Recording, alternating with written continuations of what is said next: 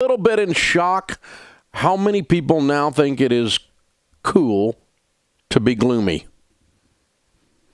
Wall Street Journal actually agrees with me. They printed an article out that hit just recently. It says, why is it so cool to be gloomy? Like pessimism is in instead of optimism. Oh, we're all stuck. It's all the glass is half empty. Article says this. Has the percentage of the world's population that lives in extreme poverty almost doubled, almost halved, or stayed the same in the past 20 years? What do you think, by the way? Has it doubled? Has it gone in half? Or has it stayed the same in the last 20 years? The percentage of the population of the world that is in extreme poverty. When the Swedish statistician and public health expert Hans Rosling began asking people the question in 2013, he was astounded by their responses. Only 5% of Americans got the right answer. Extreme poverty has been cut almost in half. A chimpanzee would do better, he pointed out mischievously, by picking an answer at random. So people are worse than ignorant. They believe they know many dire things about the world that are, in fact, untrue. Statistically untrue. In fact, untrue. Not your feeling, an actual fact.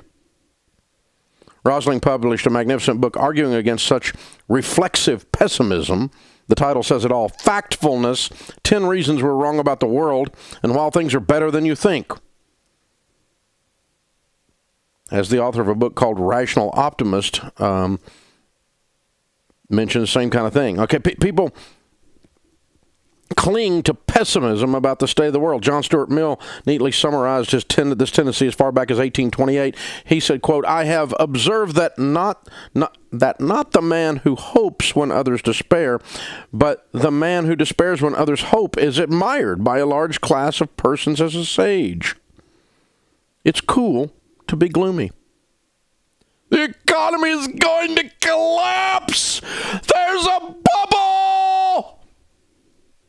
Trump is going to kill everyone. We're all going to die. It's cool to be gloomy. It's interesting. And at Christmas, you're gloomy. Oh, my gosh. The persistence of pessimism about the planet requires some explanation beyond the facts themselves. Therefore, bad news is usually more sudden than good news, which is usually gradual. Therefore, bad news is more newsworthy. Battles, bombings, accidents, murders, storms, scandals, and disasters of all kinds tend to dominate the news. If it bleeds, it leads, as they say in the newspaper business, back when we had newspapers. By contrast, the gradual reduction in poverty in the world rarely makes a sudden splash. The increase of the stock market is gradual. It rarely makes a splash. You never see the stock market spiked today as a leading headline. You always saw, you've lost all your retirement. It's over. Your 401k is a 201k. That's all you see. Stock market spiked. Never. You always see the stock market crashed. Today it crashed. You remember back when it crashed? That's how we talk. The human tendency towards pessimism is absolutely amazing. Did you know that people don't make as much money as they used to? The millennials, they cannot make it. They're overwhelmed with student loan debt. They have no opportunity in America today, and wages are falling. Have you heard this? It's all over the news. World poverty is going to overtake us.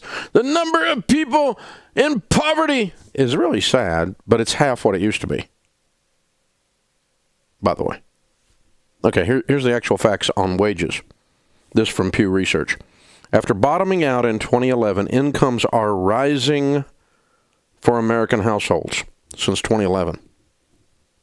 Those headed by a millennial, someone aged 22 to 37, now earn more than young adult households did at nearly any time in the past 50 years, according to census data. Actual statistics, not your feelings. The The growth in household income among young adults has been driven in part by millennial women who are working more and being paid more than young women were in previous years. Because we all know that women are underpaid and the wages for women are slave wages. We send the women off to the salt mines. We pay them $1 a year. No. The statistical facts are that women are paid more than they've ever been paid in history, which is good. They should be. They should be paid the same. Shouldn't be underpaid just because of your sex or your color or anything else. That's not true. I mean, even if you don't have hair, you should be paid the same for doing the same job, right? I mean, seriously, I don't like baldism any more than I like racism or sexism. Baldism's the one I'm most worried about, by the way, because I'm privileged. But there's a lot of whining going on out there. Gloomy is cool. But the problem is it's not accurate. Incomes of households headed by 54 to 72-year-olds, which would be the baby boomers today, are at record levels, while those of current Gen X households about the same as the peak earnings of similarly aged households in the past. Not a single category of age are wages down since 2011. They're up dramatically, they're level, or they're up, according to actual census data. Now, I don't know about your particular personal situation, but I will not give you permission to whine. We can help you with your situation. That's what we do here. We're glad to help you. And we want to do that. And I don't want anyone to live in extreme poverty, and I don't want anyone to have a bad life. But you cannot say that there is a systemic problem with the economy and this capitalism idea is now a failure. No, poverty, extreme poverty worldwide is half of what it's ever been, and wages are up for millennials more than any time in history since 2011. In the last 50 years, the highest wages of that age group. Interesting. Another article from The Economist to people who believe the world used to be a better place, and especially to those who argue globalism has done more economic harm than good.